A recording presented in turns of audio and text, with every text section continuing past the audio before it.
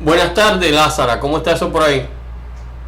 Buenas tardes, Ismael. Por aquí la temperatura muy agradable, muy rico está esto acá. ¿Y ustedes ahí? Aquí un calor tremendo, pero yo estoy en Miami. ¿Tú andas por qué parte del mundo andas tú?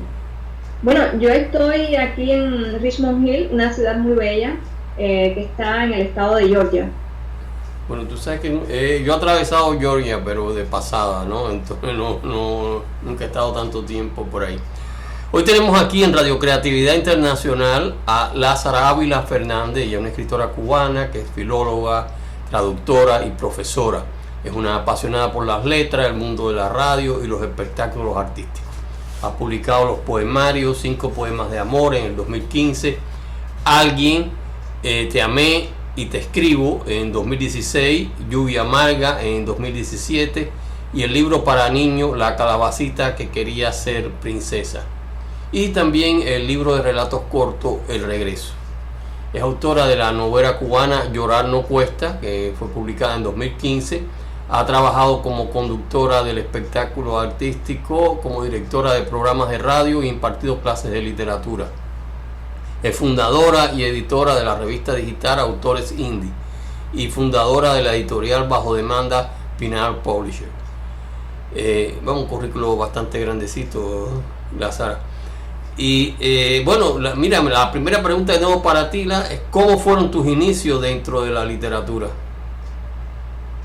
Mira, antes de responderte te quiero agradecer.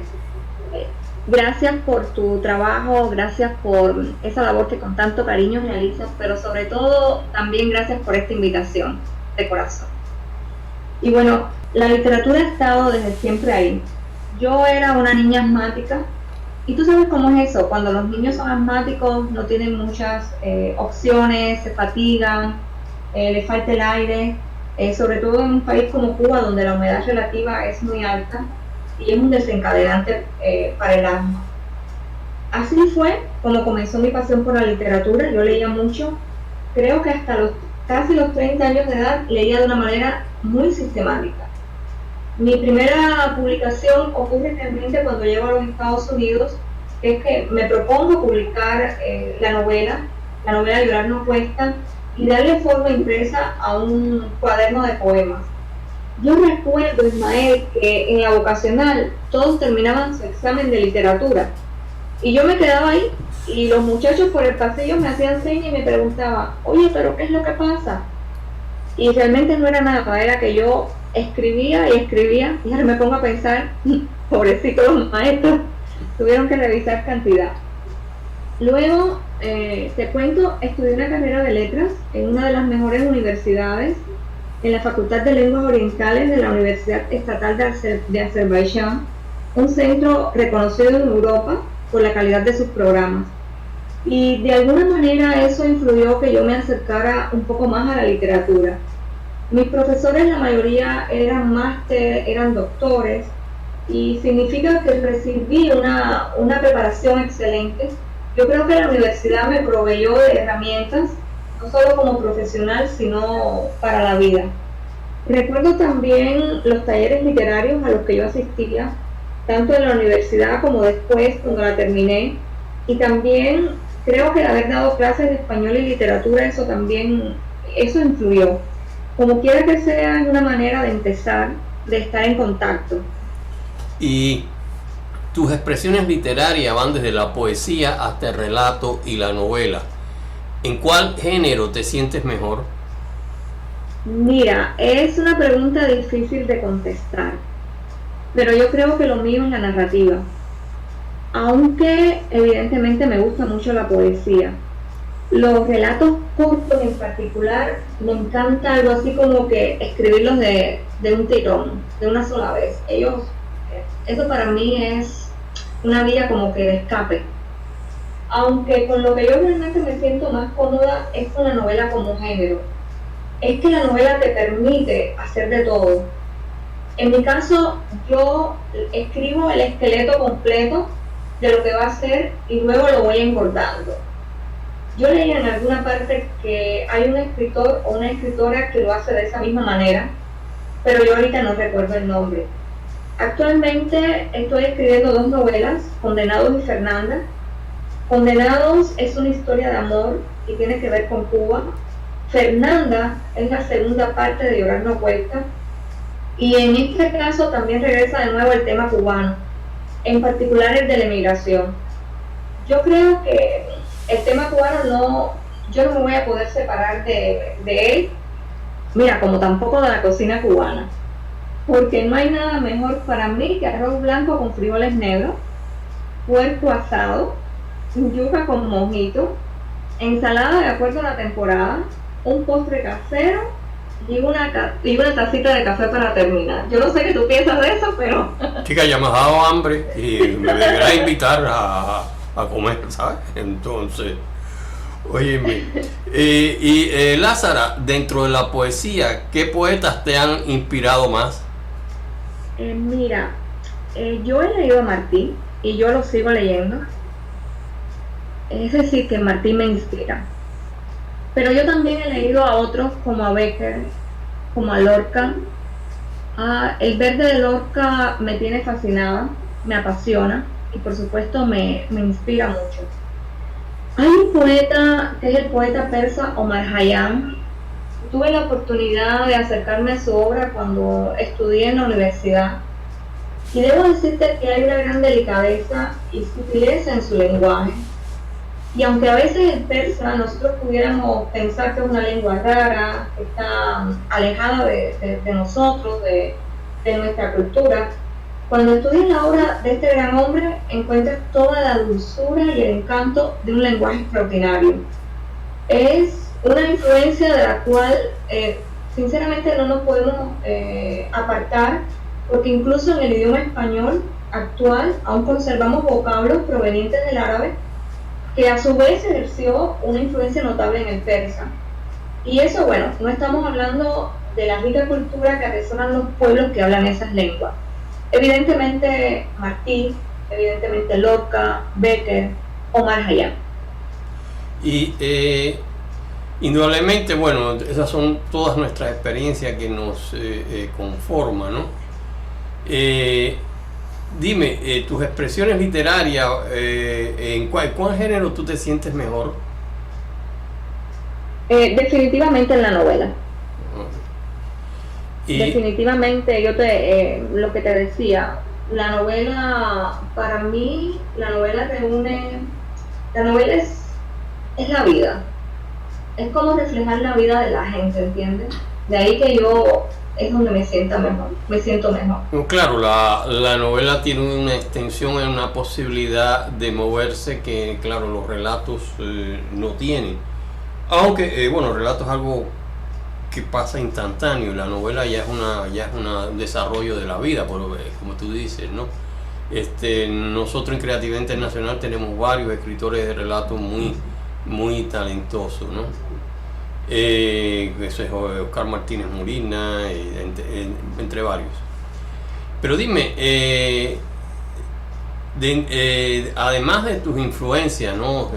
Dentro de la novela y el relato, ya me dijiste que Oscar dentro de la poesía, o Martí, ¿cuáles han sido dentro de la novela y el relato tus influencias? Yo creo que la principal influencia en cuanto a literatura puede que esté en Émile Zola. Yo comencé a leer a Émile Zola a una edad muy temprana y es un escritor genial.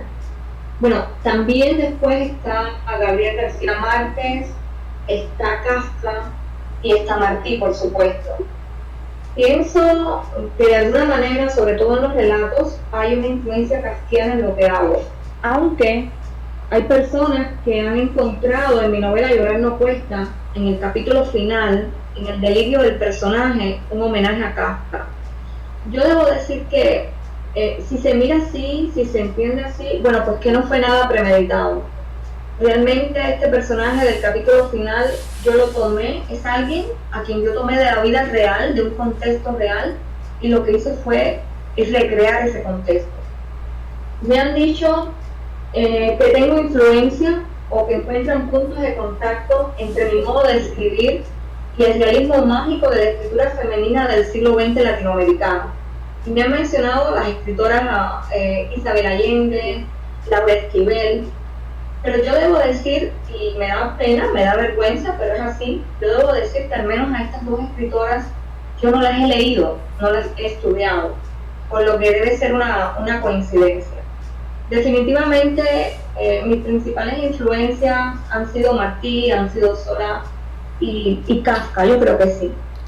Hay otras influencias, Ismael, y que no son puramente literarias, pero que no son menos importantes y que tienen que ver con la familia. Mi papá nunca fue a la escuela, nunca fue a la universidad, sin embargo mi padre escribía. Nunca publicó nada, pero era un lector, él se la pasaba leyendo. Y yo crecí viéndolo hacer eso. También crecí viendo a mi tía Clara tocar la guitarra, a mi tía Clarita, tocando la guitarra y haciendo décimas. En el caso de mi madre, ella era una mujer de modales delicados por naturaleza, y cuando yo estaba haciendo el 6º grado, ella estaba haciendo el de ella también. Yo durante la infancia me apegué muchísimo a mi abuela paterna, Lela. Mi abuela era una mujer extraordinaria que me enseñó a bordar. Yo no me acuerdo, pero ella me enseñó a bordar. Es decir, yo no puedo bordar ahorita, pero ella me enseñó a coser. Si uno aprende cosas y si no las practica, las olvida. Mi abuela me enseñó modales, y lo más preciado para mí es que mi abuela me enseñó a hablar correctamente. Ella estaba al tanto de lo que uno decía, ella estaba al tanto de lo que uno pronunciaba, de cómo era tu pronunciación. Y mi abuela leía mucho también. Mi abuela era una lectora infatigable. Yo recuerdo que ella estaba ya muy viejita y yo la recuerdo que ella pegaba a un libro. Yo creo que esa disciplina que ella me inculcó por el estudio, que ella me inculcó por la lectura, por el conocimiento, definitivamente ha sido una de las más grandes influencias que yo he tenido. Y mi abuela, debo decirte que apenas tenía un curso de costurera y de mecanografía. Pienso que Cuba, mi país, también ha sido una gran influencia. Y bueno, ya que me has dicho que habías trabajado dentro de la radio y espectáculos artísticos, ¿nos puedes hablar de tus experiencias en estos renglones? Sí, durante más de 30 años, o por casi 30 años, yo estuve trabajando en espectáculos artísticos, en festivales, conduciendo concursos, y lo hice muchas veces de manera como aficionada y luego más tarde como profesional. Esto yo lo hacía fundamentalmente en Candelaria. Candelaria antes era un municipio de la provincia de Pinar del Río, ahora es un municipio de Artemisa, para mí siempre va a seguir siendo de Pinar del Río. Y hay un concurso que yo recuerdo con muchísimo agrado y que se hacía para rendir homenaje a un grande, a Enrique Jobrín. Yo estuve haciendo la animación de ese espectáculo durante muchos años junto a Ángel Calle, y yo tengo que confesar que el espectáculo, el escenario, las luces, la emoción del público, el aplauso, mira, eso es lindo y a mí me encanta. Yo lo disfruto muchísimo. Y respecto a la radio, bueno, en la casa había una mesita en la sala y sobre la mesita había una radio. Yo, ya te digo, yo no podía salir a la calle a jugar con los niños, porque la mayor parte del tiempo me la pasaba con asma, un asma terrible. Y lo que hacía era escuchar radio. Así que creo que crecí pegada a la radio. Yo no me perdía nada. Luego tuve la posibilidad de trabajar en Radio Guamá, que es una emisora provincial cubana, donde aprendí muchísimo sobre cómo hacer radio. Fue una experiencia también muy linda, porque la radio es un medio en el que mediante el sonido tienes que ser capaz de transmitirlo todo, las emociones, los colores, los olores, todo, hasta el silencio, porque en la radio el silencio también tiene su propio significado, su propio sentido, su propio código. Yo en Radio Guamá encontré a verdaderos profesionales, a gente dispuesta a compartir conocimiento, a personas extraordinariamente preparadas y capaces de hacer un excelente programa de radio. Y sin nada. Yo creo que más bien con muchísima voluntad. Pienso que fue una etapa fructífera en mi vida, en la que aprendí y bueno, quién sabe si también aporté parte de mi saber. Y bueno, muy interesante todo tu recorrido sobre la radio. Pero yo quisiera ahora que me hablaras de tu novela más reciente, Llorar no cuesta. Llorar no cuesta. Cuando estábamos preparando la entrevista, yo comencé a hacer como que dije, bueno, ¿qué le digo a Ismael sobre la novela? Los libros son para uno como los hijos. Es algo que uno simplemente los ves, comienzas a formar en tu cerebro, lo escribes, luego lo publicas y te van a acompañar por siempre. Realmente es lo mejor que le puede pasar a uno. Después de tener hijos de carne y de hueso, después de sembrar un árbol, bueno, pues parir un libro.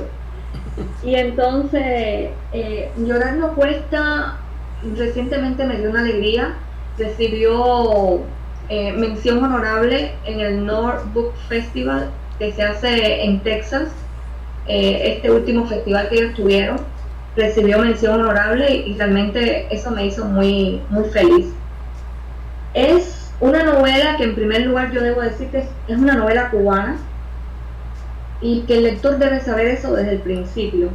No es una novela universal, aunque trate el tema de la supervivencia y del hambre, que como bien sabes es un asunto ecuménico, es un asunto universal también.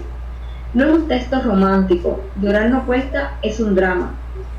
La trama principal de la novela transcurre durante una etapa que los cubanos en la isla, y yo me incluyo, bueno pues hablamos de él, cuando hablamos de esa etapa hablamos del periodo especial, porque fue algo absolutamente diferente a todo lo vivido antes o después. Yo y otras personas lo comparan exclusivamente solo con lo que fue la reconcentración de Valeriano Weyler en el otro siglo, en el siglo anterior, y donde nuestros campos y las ciudades se llenaron de desolación, de hambre, de miseria. Yo creo que la novela de alguna manera es mi homenaje, mi humilde homenaje a los que sobrevivieron a esta etapa. Hubo en la gente una voluntad férrea por sobrevivir y la gente sobrevivió. Yo pienso que, bueno, este mundo en que vivimos está lleno de guerras en muchas partes, pero en el caso de Cuba, yo pienso que pocos saben lo que es el hambre, como lo supieron las madres cubanas o los cabezas de familia en Cuba en esa época, cuando tuvieron que robar, cuando hubo gente que tuvo que prostituirse, cuando hubo gente que no pudo llevar alimento a su boca, porque quizás lo único que había era para el hijo o para la hija. Yo pienso que fue una etapa muy triste, de la que se habla muy poco, y es una etapa que la novela la recoge. Mira, Llorar no cuesta tiene detractores y seguidores. Entre los detractores hay quien me dijo que los temas están forzados, pero yo creo que ese que me dijo eso, bueno, me lo dijo porque nunca he vivido en Cuba, y menos en ese tiempo que la novela recoge.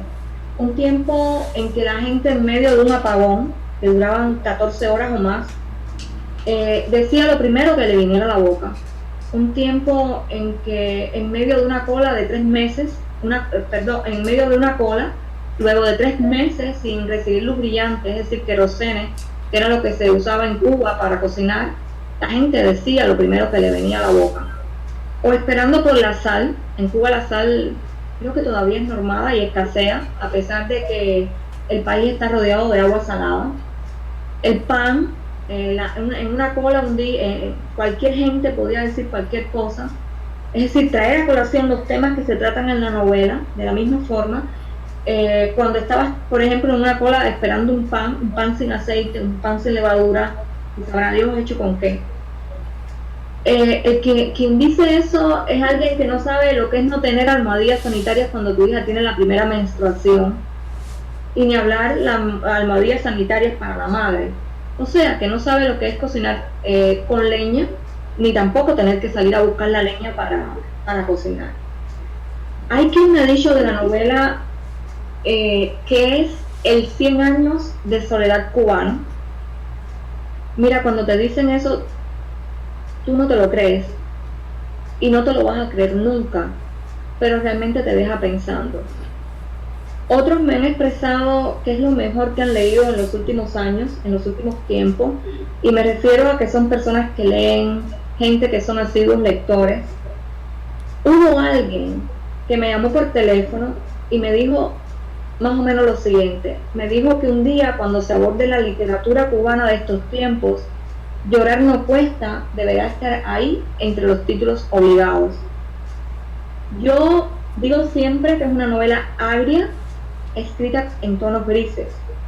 Y hubo un lector que me dijo que es de la oscuridad lo más oscuro. No sé qué más decirte de Llorar no cuesta, salvo que sus protagonistas son sobrevivientes, y digo sobrevivientes entre comillas, porque hay que leer la novela para entender esta acotación que te comento. Bueno, yo tuve la suerte que ese llamado periodo especial, que fue cuando cayó la Unión Soviética, no estaba en Cuba, pero he conocido otras escritoras como Adela Soto, y nosotros les dimos en el premio Reinaldo Arena de Creatividad Internacional del 2016, lo hizo, es decir, fue la ganadora Las Moles del Silencio, que también varios de sus libros también son sobre ese periodo especial. Las Moles del Silencio es uno de ellos, ¿no? Y bueno, es una situación terrible. Quizás lo que mismo Adela me dijo, lo que más me impresionó era como la gente hervía los condones y después lo echaban arriba de las pizzas y vendían la pizza como el queso derretido del condón. Entonces, todo ese tipo de barbaridades que los que están afuera, es decir, los que no tienen una idea de cómo fue aquello, pues no los creen o les parece muy inverosímil. Pero bueno, indudablemente es una novela importante. Llorar no cuesta dentro de la literatura de lo que es cubana y por lo tanto dentro de la literatura hispanoamericana. Pero ¿cuáles son tus planes futuros dentro de la literatura y dentro de la radio? Mira, dentro de la radio yo quiero sacar una radio próximamente, Radio Sur, tu radio. Yo estoy trabajando en eso. Es un sueño, confío realmente en que pueda lograrlo. En cuanto a la literatura, seguiré escribiendo. Yo este año espero finalizar Condenados, que es una novela de amor muy dura y de nuevo muy cubana. Y pienso que voy a terminar Fernanda. Voy a continuar trabajando en la revista Autores Indies, donde participan colaboradores de diferentes países, todas personas extraordinarias, grandes escritores. En fin, yo pienso seguir escribiendo. Bueno, me parece que uno hasta que se muera sigue escribiendo, ¿no? Yo nunca he visto que los escritores se retiren,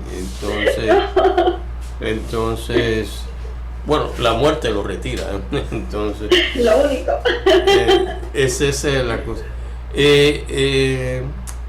Lázara, ha sido muy interesante tu entrevista. Me ha recordado pues las obras de Adela Soto, también de Armando G. Muñoz, escritores que yo he conocido por acá, pero que pasaron ese periodo especial que era escalofriante, para decir... Marcó generaciones.